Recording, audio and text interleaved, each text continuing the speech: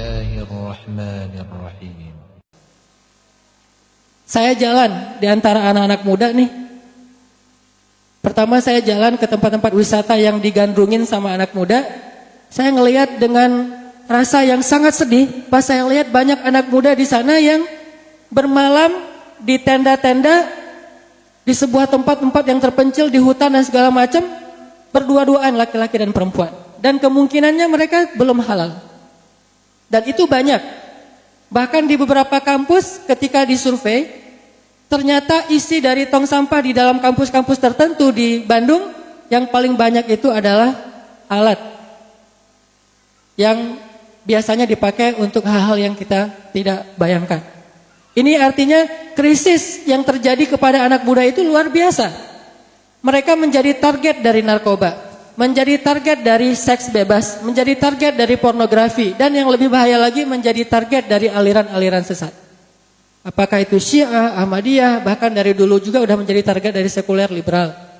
Dan itu semuanya pasarnya adalah anak muda. Dan kalau kita melihat jumlah para sahabat yang pertama-tama masuk Islam, rata-rata anak muda, usia di bawah 30 tahun. Hanya beberapa orang saja yang usianya di bawah 40 tahun, tapi rata-rata di bawah 30 tahun. Sehingga kalau kita bicara tentang dakwah, maka sebetulnya kita bicara tentang anak muda. Kita bicara tentang kebangkitan, kita bicara tentang anak muda.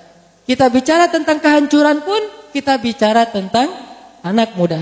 Itulah yang memotivasi saya untuk buat sebuah gerakan anak muda yang segmennya langsung kepada street culture, mempelajari tentang dunia anak muda jalan, masuk ke komunitas-komunitas. Alhamdulillah dari situ sekarang kita bisa bersilaturahim, banyak berinteraksi dengan teman-teman dari geng motor, dari anak-anak tarung. Mungkin teman-teman ngelihat di Instagram saya ngeposting BFC, Bandung Fighting Club. Itu petarung-petarung di Bandung, Jawa Barat, dan sebagian mereka masih bekerja sebagai penjaga security-nya beer house. Mereka masih jagain beer house, klub-klub malam gitu, tempat clubbing. Dan walaupun demikian, alhamdulillah sebagian besar mereka sudah hijrah. Di sana ada ketuanya, alhamdulillah. Teman saya, teman istri saya juga namanya Edwin. Beliau juga seorang petarung yang berdakwah kepada anak-anak yang benar-benar preman luar biasa. Yang dulunya mungkin debt collector, preman, orang-orang yang main di narkoba, dunia malam, jadi pembunuh bayaran. Alhamdulillah mereka sebagian besarnya sudah hijrah. Sehingga ketika kemarin ngadain pertarungan tingkat internasional melawan 3 petarung luar negeri, 2 dari Filipina, 1 dari Amerika. Alhamdulillah 3 petarung kita menang dengan kemenangan KO di ronde pertama. Dan ketika menang, mereka yel-yelnya takbir. Ini aneh, ada ring tarung dengan yel-yel takbir. Biasanya kan yel-yelnya macam-macam, ini takbir, Allahu Akbar semuanya. Jadi kayak 212. Jadi ini ring 212. Takbir, kemudian bendera di samping ring itu ada bendera Palestina, kemudian ada kalimat hentikan kejahatan kemanusiaan untuk Rohingya, untuk Aleppo dan seterusnya. Jadi kampanye tentang nasib kaum muslimin di atas ring anak muda. Masya Allah. Dan begitu menang, mereka mengibarkan 2 bendera, bendera Indonesia dan bendera Palestina. Allahu Akbar. Ini pertama saya lihat ada ring yang mengibarkan 2 bendera, bendera Indonesia dan bendera Palestina, dan dia mencium 2 bendera itu kemudian bersyukur pada Allah. Sehingga ketika mereka tarung saya nonton la haula wala quwata illa billah, la haula wala quwata illa billah, karena saya nggak rela orang Indonesia dikalahin sama Amerika. Begitu ronde pertama Amerikanya KO, bahkan yang dari Filipina sampai patah tangannya dikunci dan dia nggak nyerah-nyerah, akhirnya patah. Mudah-mudahan udah sembuh. Intinya di situ kita melihat bahwa anak muda itu punya peluang besar untuk pergerakan, untuk kebangkitan Islam. Hanya masalahnya dakwah ini belum sampai kepada mereka. Dakwah ini masih terkungkung di dalam masjid.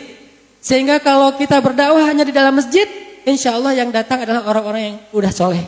Sedangkan kita masih butuh jumlah lebih banyak dari kaum muslimin di Indonesia yang mayoritasnya sekarang berada di luar masjid, di komunitas-komunitas, di jalan-jalan, di tempat-tempat tongkrongan mereka.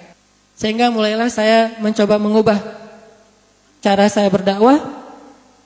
Kemudian juga saya coba mulai main dengan mereka.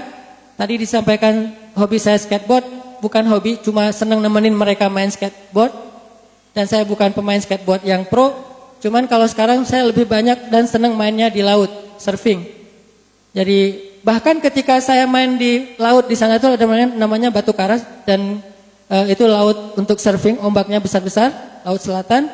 Ketika siangnya saya surfing, alhamdulillah gara-gara ngelihat saya surfing, akhirnya beberapa surfer pro tingkat internasional yang pernah juara di Australia di beberapa tempat, malamnya kita ikut kegiatan taklim dan ditutup dengan qiyamul lail.